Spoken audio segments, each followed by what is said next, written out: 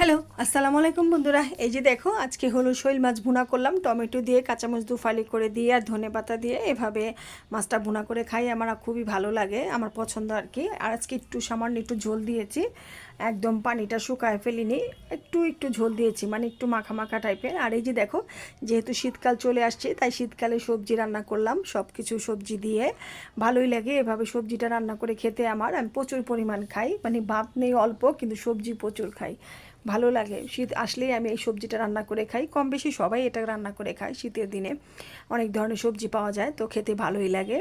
দেখো, সবজির কালারটা কিন্তু খুব সুন্দর চলে আসছে, মাশাআল্লাহ, অনেক ভালোই লাগে। আর আমার তো খেয়ে তোমার মাশাআল্লাহ অনেক ভালো লেগেছে। আজকে খাওয়ার ভিডিওটা দেইনি, সবসময় শুধু একই রকম ভিডিও দিতে ভালো লাগে না, তো ভাবলাম আজকে এভাবেই দিই। খেয়েছি, আমার কাছে খুব ভালো লাগলো।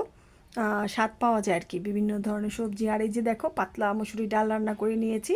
তো বন্ধুরা, আজ এ পর্যন্তই। যদি ভালো লাগে তো লাইক, কমেন্ট, শেয়ার আর সাবস্ক্রাইব করে পাশে থাকবে। আলহামদুলিল্লাহ, খোদা হাফেজ, টাটা, বাই বাই।